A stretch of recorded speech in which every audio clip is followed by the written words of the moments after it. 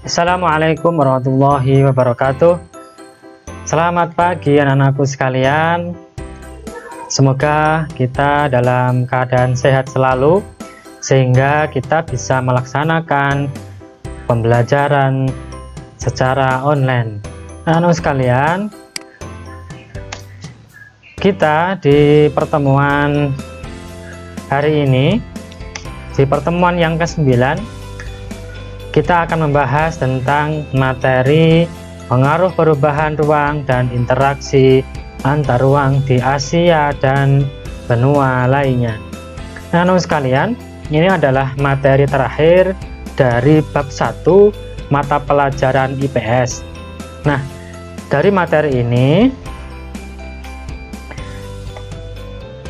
tujuan pembelajarannya adalah kalian diharapkan setelah selesai pembelajaran mampu 1. Menjelaskan pengaruh perubahan dan interaksi antar ruang antar negara terhadap kehidupan ekonomi. Yang kedua, diharapkan mampu menjelaskan pengaruh perubahan dan interaksi ruang antar negara terhadap kehidupan sosial. Yang ketiga, kalian nanti diharapkan mampu menjelaskan pengaruh perubahan dan interaksi ruang antar negara terhadap kehidupan budaya. Yang keempat, menjelaskan pengaruh perubahan dan interaksi ruang antar negara terhadap kehidupan politik. Yang kelima, kalian diharapkan mampu menjelaskan pengaruh perubahan dan interaksi ruang antar negara terhadap pendidikan. Nah, kalau kita bahas interaksi antar ruang, ini merupakan salah satu interaksi yang sangat penting ya di dalam kehidupan.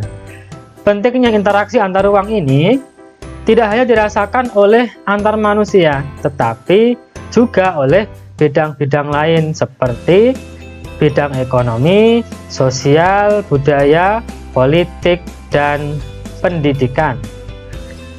Nah, yang pertama adalah bagaimana pengaruh perubahan dan interaksi ruang antar negara terhadap kehidupan ekonomi. Ada beberapa aspek yang berpengaruh dalam suatu interaksi antar ruang, khususnya dalam bidang ekonomi.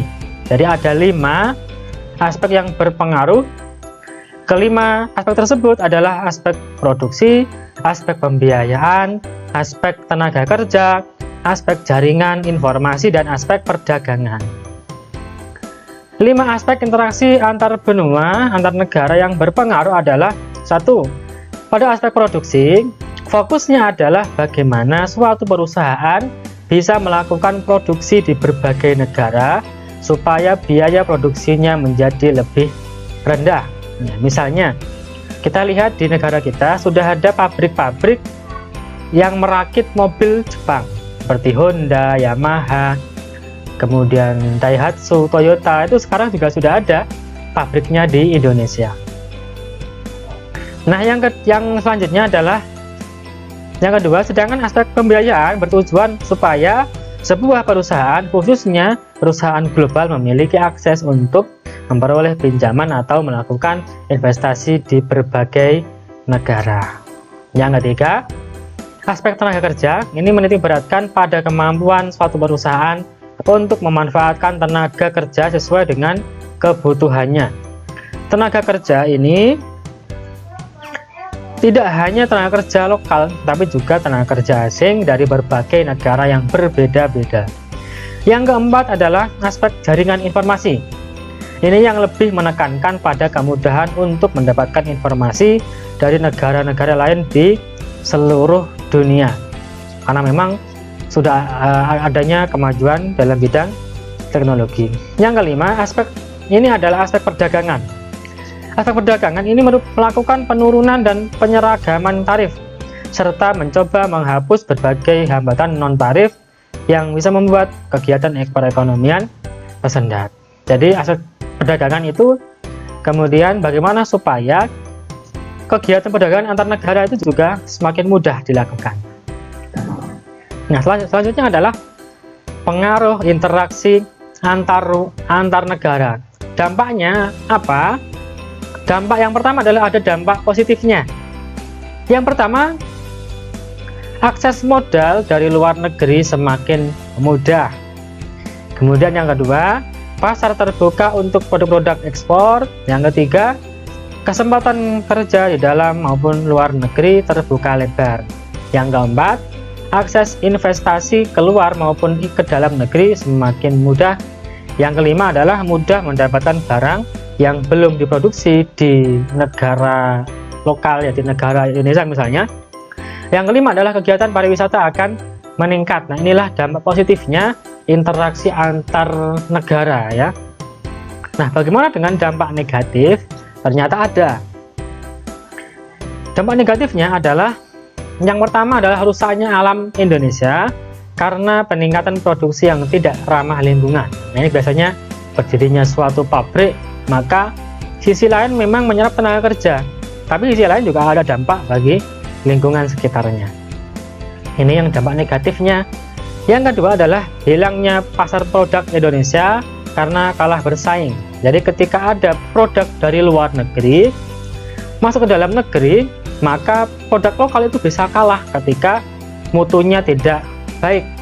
Nah, ini dampak negatifnya.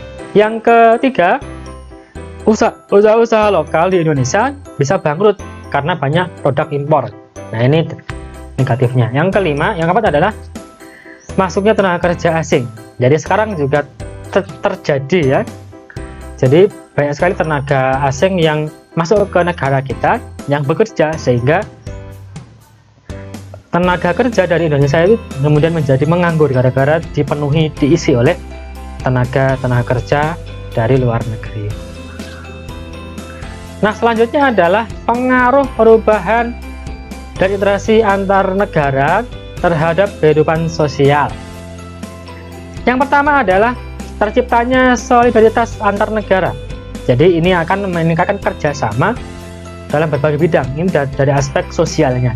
Yang kedua, terdapat upaya mendorong isu-isu kebijakan yang terkait dengan upaya pencapaian kesejahteraan sosial dan pembangunan antar negara-negara di dunia.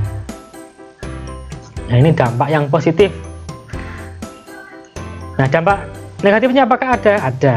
Dampak negatifnya adalah yang pertama, penanaman modal dari negara-negara di berbagai daerah jangan sampai bertentangan dengan kehidupan sosial masyarakat daerah tersebut. Ini yang menjadi dampak negatifnya. Yang kedua, muncul sikap negatif seperti konsumerisme. Konsumerisme itu apa? Yaitu kesenangan membeli barang-barang mewah. Jadi sudah punya barang, beli lagi. Itu budaya konsumtif atau konsumerisme. Dan hedonisme. Nah, ini adalah apa ya? Bahasa lainnya adalah keduniaan ya. Jadi materi sebagai ukuran dari kebahagiaan atau suatu kesejahteraan. Nah, ini dampak negatifnya, muncul konsumtif dan hedonis di negara-negara yang di situ ada interaksi dengan negara yang lain. Yang ketiga, pengaruh perubahan dan interaksi ruang antar negara terhadap kehidupan budaya. Nah, berikut dampaknya ada dua, ada dampak positif dan dampak negatif. Dampak positif, yang pertama adalah kekayaan budaya antar negara di dunia ditampilkan melalui berbagai kegiatan. Nah, ini positifnya. Jadi ada ajang unjuk budaya. Biasanya ada pertemuan, sebuah acara internasional yang di situ menampilkan budaya-budaya antar negara. Yang kedua, karena adanya budaya lokal itu bisa menarik turis asing untuk bisa berkunjung atau berwisata ke negara-negara Indonesia. Ini yang positif. Ini akan memicu, menambah pendapatan sebuah negara. Nah, adapun dampak negatifnya adalah yang pertama, budaya bisa tersisihkan jika kalah bersaing dengan budaya asing atau luar negeri. Nah, ini. Yang kedua adalah ketidakcocokan budaya. Jadi ada budaya nggak cocok, nggak sesuai dengan budaya yang ada di Indonesia. Sehingga di sini perlu ada namanya penyaringan budaya, mana yang baik diambil, yang nggak baik itu tidak boleh diambil. Tidak kemudian ditelan bulat-bulat ya, tapi harus difilter, harus dipilih mana yang baik dan mana yang tidak baik.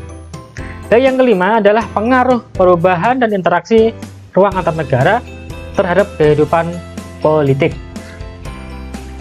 Yang pertama, secara politik dapat menjalin suatu hubungan kerja sama antar negara di dunia. Yang kedua, membentuk suatu relasi yang positif, hubungan yang positif. Yang ketiga adalah terjadi hubungan mutualisme atau saling menguntungkan yang saling bermanfaat bagi negara-negara anggota yang melakukan kerjasama politik. Karena yang terakhir, pengaruh perubahan dan interaksi ruang antar negara dalam bidang pendidikan. Dalam bidang pendidikan, yaitu yang pertama adalah adanya pertukaran pelajar yang dilakukan oleh antar bangsa. Jadi ada pertukaran pelajar yang saling mengirimkan pelajarnya untuk belajar di negara yang dituju. Yang kedua, saling bekerja sama untuk meningkatkan mutu atau kualitas pendidikan antar negara. Sehingga banyak sekali berbagai macam pelatihan pendidikan yang di situ mendatangkan dari berbagai pemateri yang ada di luar negeri. Yang ketiga adalah peningkatan kualitas sumber daya manusia agar mampu bersaing baik di tingkat regional maupun internasional. Baik, demikian tadi tentang pengaruh perubahan ruang dan interaksi antar ruang di Asia dan benua lainnya yang meliputi pengaruh dalam bidang ekonomi, pengaruh dalam bidang sosial, pengaruh dalam bidang budaya, pengaruh dalam bidang politik, dan pengaruh dalam bidang pendidikan. Baik anak-anakku sekalian, demikian tadi materi kita pada pertemuan kali ini.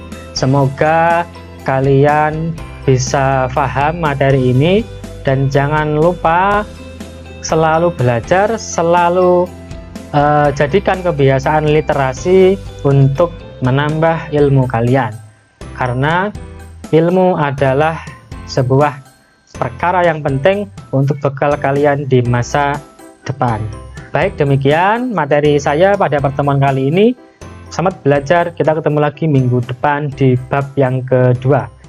Saya akhiri, wassalamualaikum warahmatullahi wabarakatuh.